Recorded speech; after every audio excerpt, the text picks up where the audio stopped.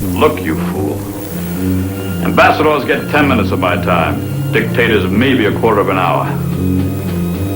You've been bending my ear for the past 40 minutes. Now clear out before I have you thrown out. Hello. Marius Denegan? This is Marius Denegan. Courbet, here in Paris. Courbet, I've been trying to get a hold of you all day. Look, there's something I want you to do. I want you to sell off all my Amsterdam shares and convert them into Swedish crowns. But, Mr. Denegan, I think that could cause... Look, I'm not interested in what you think, Courbet. You're paid to do what I tell you to do. Yes, sir.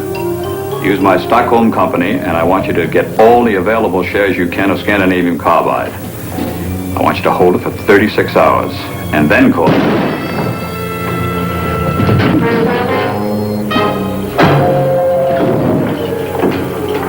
Hello, Mr. Denegan? Hello, Mr. Denegan, are you there? This connection is murder.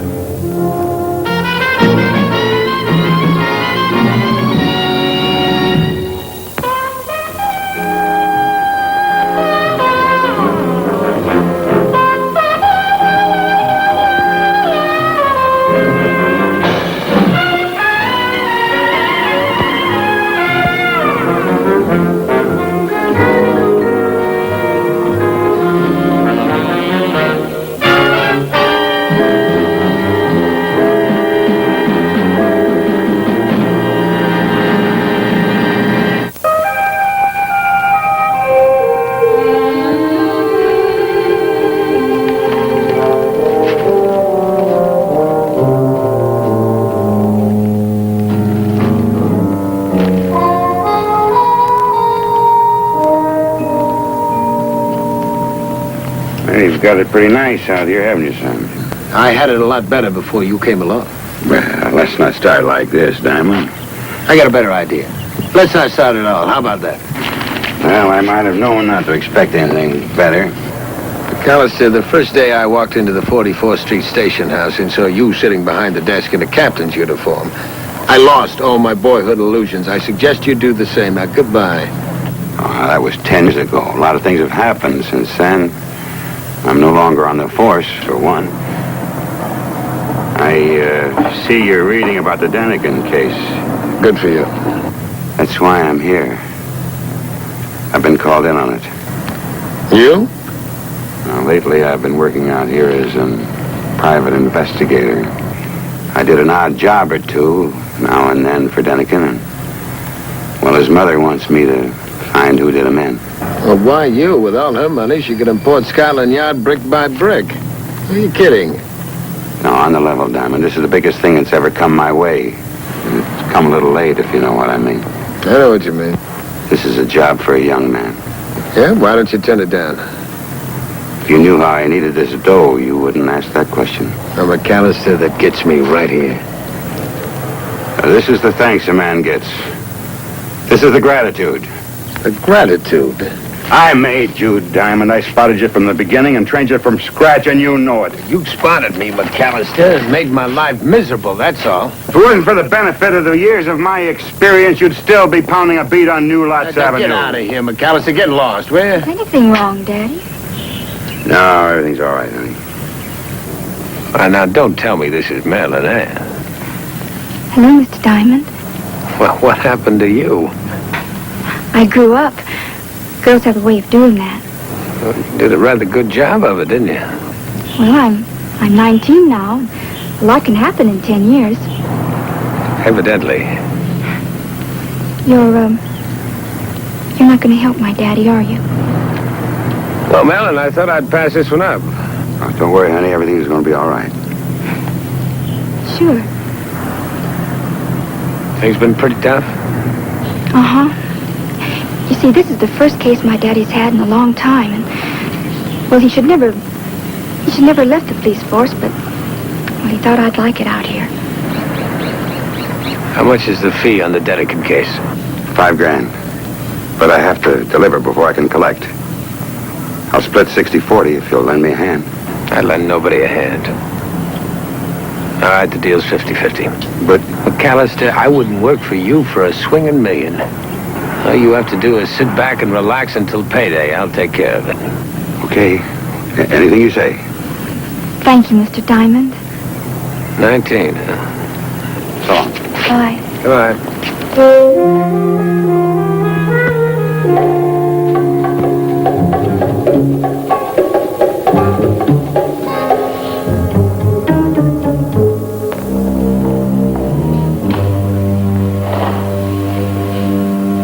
I have an appointment with Denigan. One moment, please.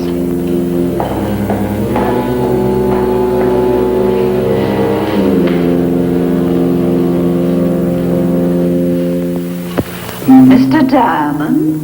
Yes? That will be all, Jane.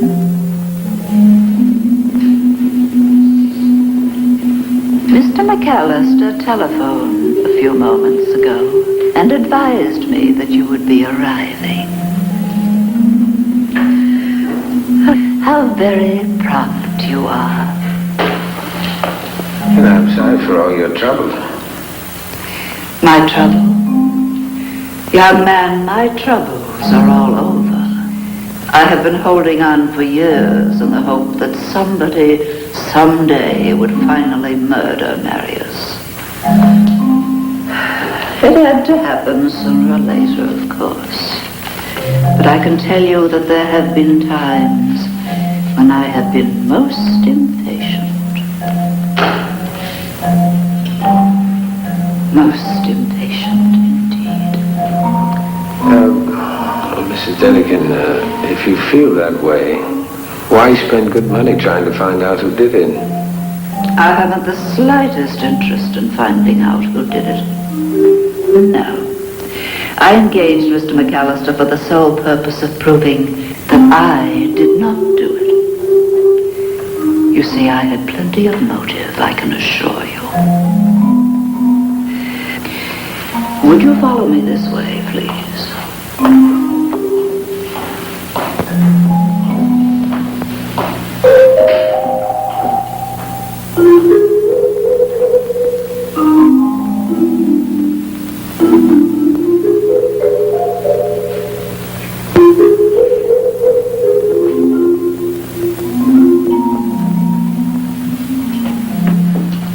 It's a very interesting room. This is where the body was found, huh? Yes.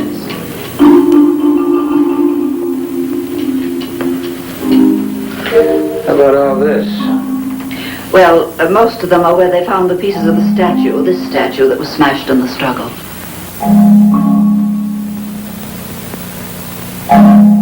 Did your son spend much time in this room? I haven't the faintest idea. I wasn't allowed in here. He always kept the door locked. And he always told me I would only enter it over his dead body. It turns out he was quite right. What sort of things interested him outside of money? He liked blintzers, bourbon, and broads, as he used to call them. In just about that order.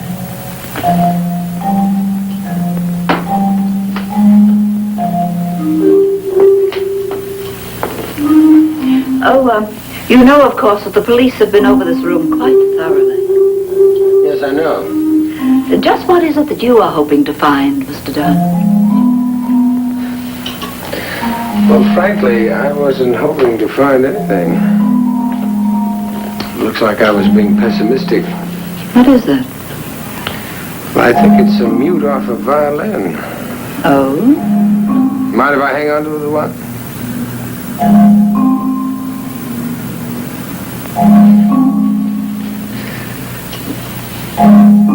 Say, did your son play these? Yes. He liked music almost as much as he liked blintzers. Did he play the violin? No. Did he have a friend that played? He had no friends, period. But there was a violinist he used to hire regularly to, I believe the phrase is, create a romantic atmosphere. Do you happen to know his name? Oh, yes. I remember it quite distinctly. It was such a completely impossible name. He calls himself Fernando Feliz. And I believe he's an entertainer at a restaurant called The Little Tzigane. Well, thank you, Mrs. Denigan, for all your time. Not at all. Goodbye.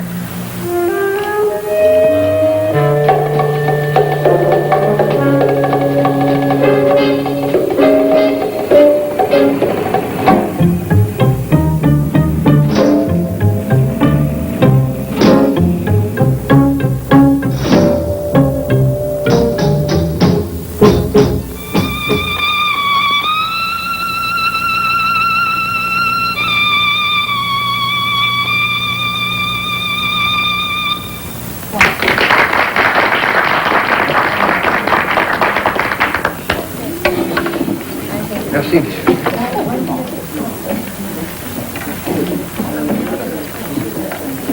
Monsieur would like to hear something? Oh, sure, why not? Go ahead.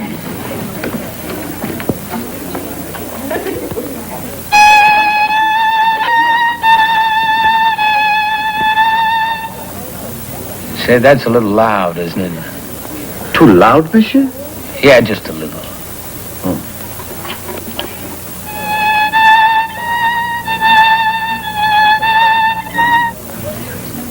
That is not a whole lot better, you know. I'm sorry, sir. It is very difficult to play softly. Well, you're not even trying. You don't have a mute on that. You flip your wig or something? You don't use a mute in this kind of schmaltz? Well, I can always complain to the management, can I? All right, I'll try to play a little softer. This what you're looking for? I don't follow you. I'm a private detective. My name's Richard Diamond. I found this in the study of the late lamented Marius Denigan. Who do you suppose it belongs to? Well, I haven't given it much thought. Where's yours, fellas? In the fiddle case in the kitchen? Well, that makes it convenient. Let's go take a look. Okay.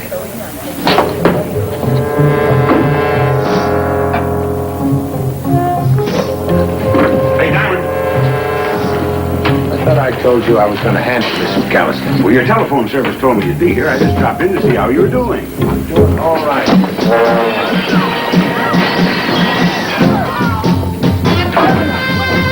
Hey, grab that guy going out the door. Right this way.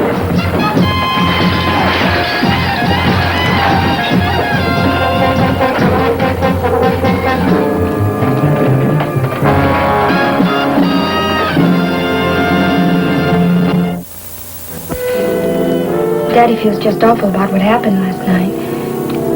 Please don't walk out on him. When's he going to be back? No, he said he was just going out. I guess he didn't want to be here when you came. Say, why is it that every time I want to take that guy apart, I run into you first and you talk me out of it? You just don't understand, Daddy. Well, I don't understand how he has such a nice daughter. That I don't understand. Say, do you have an ashtray? I'll get it. Over on the I'll television get set. it. Give him another chance, Mr. Diamond. Please.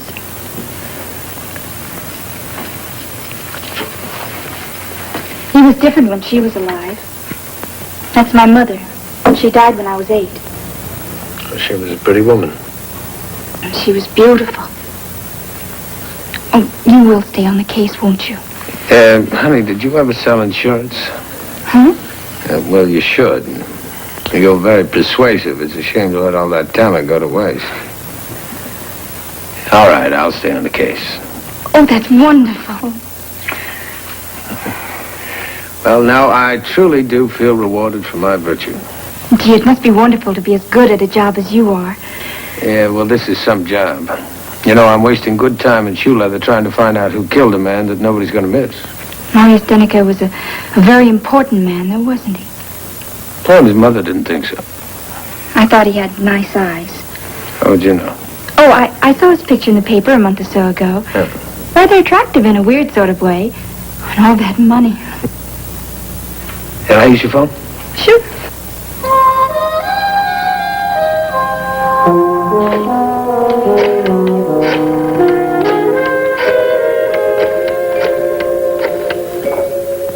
Hi-Fi. Hi, Sam. I can provide my usual sterling services, Mr. D. All right, Samuel, lay it on me. I called the Musicians Union, as you suggested. What pearls did they drop? Felice lives in Eagle Rock, married, no children. Hey, and guess what his wife does? You want to play games? All right, I'll guess. Let's see. Lives in Eagle Rock, wife of a fiddler. She either reads tea leaves or crochets antimacassars. She's a peeler. What, onions? Clothes. You're kidding. Scout's honor. Claire Toujours, exotic dancer. Well, what does she do, this exotic dancing? A nightery in the valley called Ye Old Curiosity Shape. Sam, I beg your pardon? Ye Old Curiosity Shape.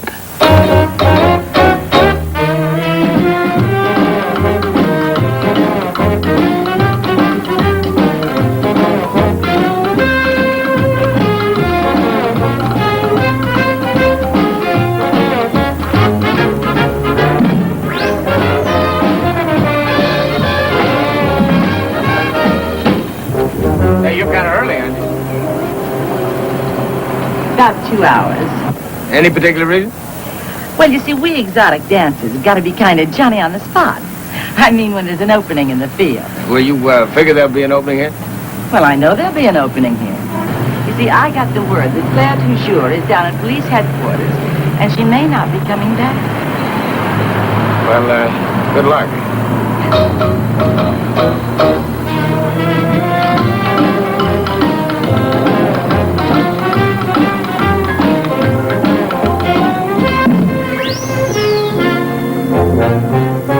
So I said to myself, as an exotic dancer, I got to think of my reputation. I'm a professional person, personally. I dig the art the most. But people are such squares as an exotic dancer, I can't be too careful, you know?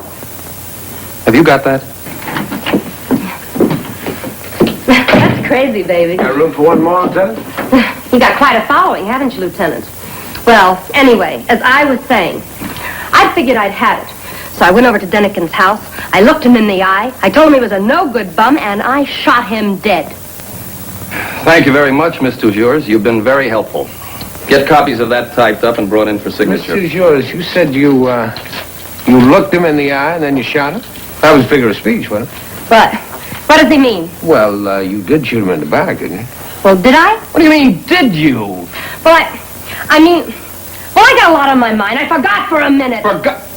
Look, let's take a moment out and look into your modus operandi. Now, just who do you think you're talking to? Miss Toujours.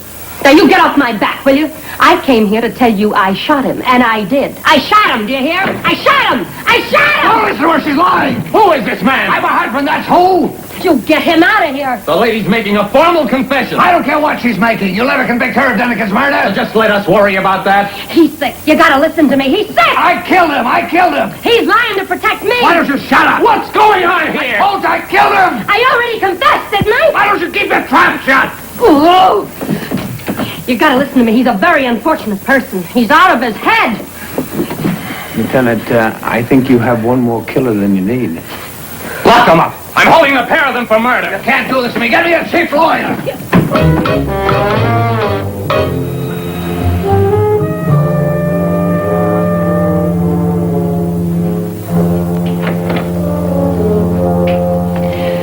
Good afternoon, Mr. Diamond.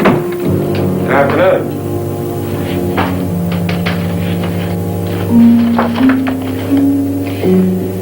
You come to report to me? Well, not exactly. Oh. Then nothing has happened. Oh, a lot's happened. In fact, 2 people confessed to killing your son. The violin player and his wife. They both killed him? No, they're both innocent. But if he confessed and she did too. You see, your son was planning to add Miss Toujours to his collection. She thought her husband found out about it and had taken the bull by the horns, if you'll excuse the expression. He, on the other hand, thought that she did away with your son. They'll both be released in the morning. I see. Then you haven't succeeded in proving that I did not kill my son. No, I haven't. And Mrs. Denikin, I'm not at all sure that you didn't kill your son. And if you did, you could save me a wild goose chase by telling me. And if I tell you I didn't? Well, you could be lying. Yeah. But I'm afraid at these prices I must insist that you take my word. Well, at these prices, I'll try. Is this a picture of your son? Yes. It was taken when he was very much younger, but only slightly less obnoxious. I don't believe I've ever seen a picture of him before. Oh, that's because there are none. You're holding the only picture that was ever taken of him. Marius was very strange about photographs. You mean this picture has never been in the newspapers? No, never. Are you sure? Well, of course. Why is it so important? About as important as life and death. Hey, doesn't it strike you as strange that a man of your son's taste would have a plaster statue in the house? Come to think of it, yes, I suppose it does. He He loved gold and silver and bronze and everything showy. So maybe this was a new one. One he hadn't had time to have cast.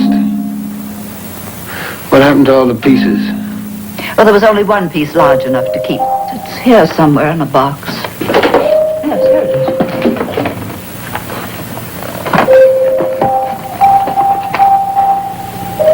is. Is this going to be helpful, Mr. Diamond?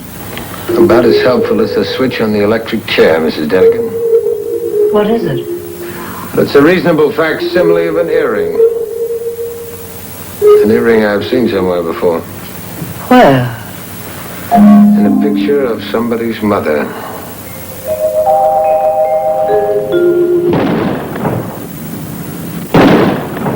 McAllister? Hi. Mel and Ann told me where I'd find you. Yeah. How you coming, Diamond? Oh, pretty good. I think I've got it all licked. Oh? What's the lick? Fiddler did it. Yeah, that's not very good. Oh, let's see you do better. Okay. You know, I think somebody wanted me to believe that the fiddler did it. Not bad, huh? It's not good. Who is it? By planning a violent better.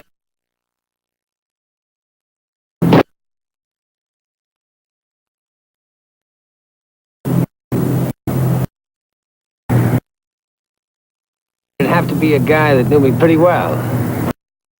Like a puppet on a string. Because he thought he taught me everything I knew. That's pretty close. Well, anyway, this somebody might have a... that could be a living doll. And that'd fit in the picture. Because Marius Deniken was supposed to be off his rocker about living dolls. Even had statues made of some. Well, it's my guess that one of these gals' fathers got wise to what was going on. Drove down to the Bel Air mansion and killed Cock Robin. That's a bullseye, isn't it? You want to name this theoretical father, kid? Well, go ahead. I can wait. Okay.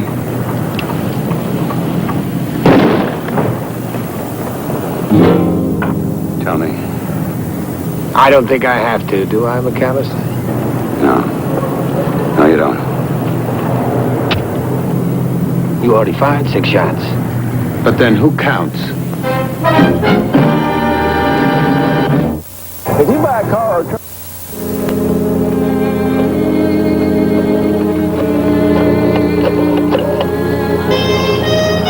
High five.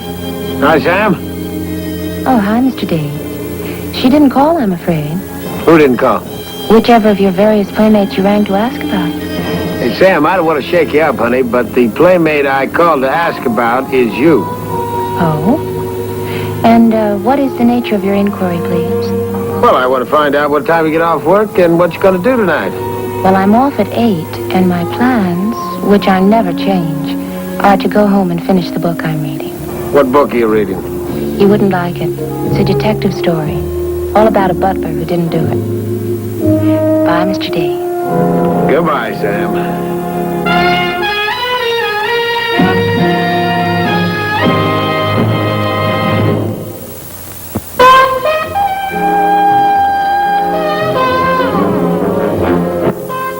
Here's a program reminder for all you basketball fans. Coming up later this month, you'll see the new-look Supersonics on KTZZ. Watch TV 22 for details.